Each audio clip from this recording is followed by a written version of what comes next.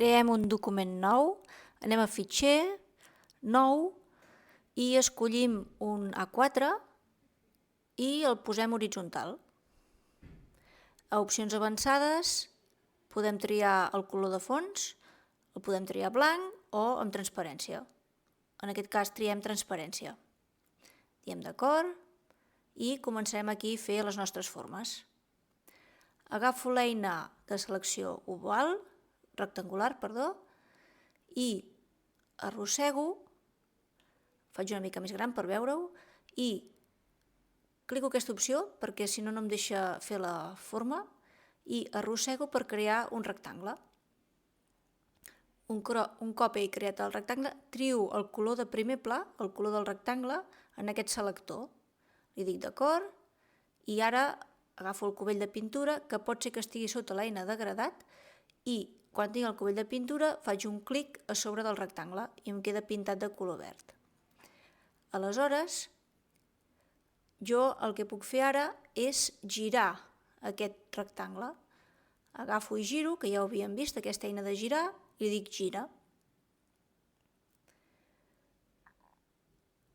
Ara agafo l'eina text i el que faré, primer de tot canviar-li el color perquè verd sobre verd no es veuria, li dic d'acord, i seguidament faig un quadre i començo a escriure.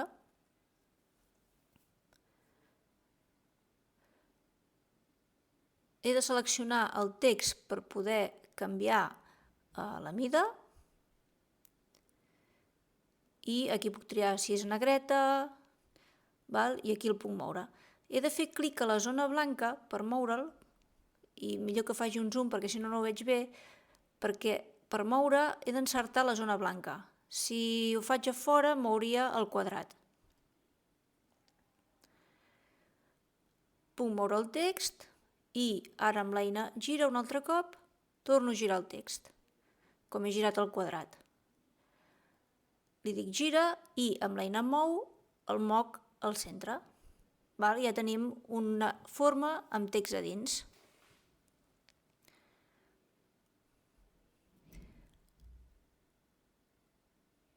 Ara crearem una capa nova.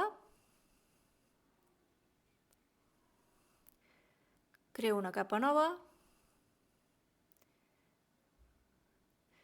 que li diré oval, ja està bé, és igual. I ara, en lloc del rectangular, agafo la selecció el·líptica. Creo la forma i canvio el color, fent clic al primer pla, el color de primer pla, trio el color i dic d'acord.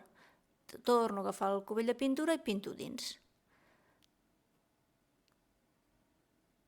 He d'anar a seleccionar res per treure les pampallugues i amb l'eina de girar giro la forma i amb l'eina de mou la moc on jo vull.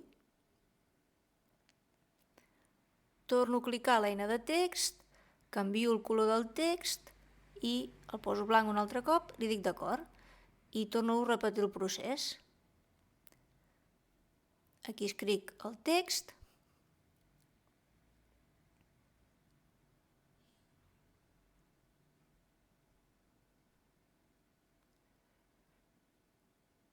Aquí canvio la mida, el puc posar amb negreta i també d'encertar el text, millor agafar la lupa per acostar-me més, per veure-ho bé, i agafo l'eina mou i arrossego on jo vull el text. Torno a agafar l'eina de girar i giro el text per posar-lo com la forma. El torno a moure i el tinc centrat.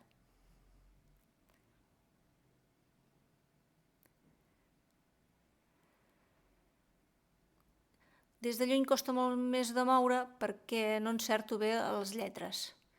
Tot l'espai que hi ha per fora de les lletres m'agafaria la zona de l'oval, de la forma. Ja tinc dues formes. Aquest panell d'aquí, de les lletres, el trec des d'aquí, des de finestres, diàlegs acoplables i selecciono aquesta opció. i ja tinc totes les lletres aquí.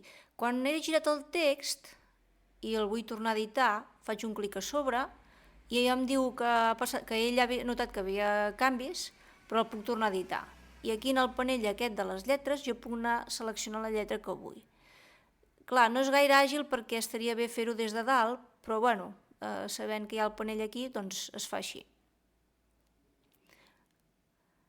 Aquí trio la lletra, aquí si la vull negreta, etc. La puc tornar a moure, l'he de tornar a girar, un cop l'he editat l'he de tornar a girar ara. Torno a girar. Des de lluny costa més, és molt millor agafar la lupa i acostar-se. Amplio. Des d'aquí puc girar molt millor. Dic gira i amb l'eina mou moc el text a sobre de la forma.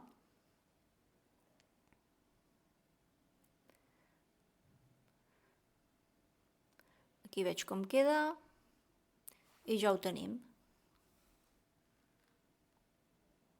També ho podríem fer amb l'eina de selecció lliure. Podria fer una forma amb alçada, qualsevol forma, i pintar la forma també.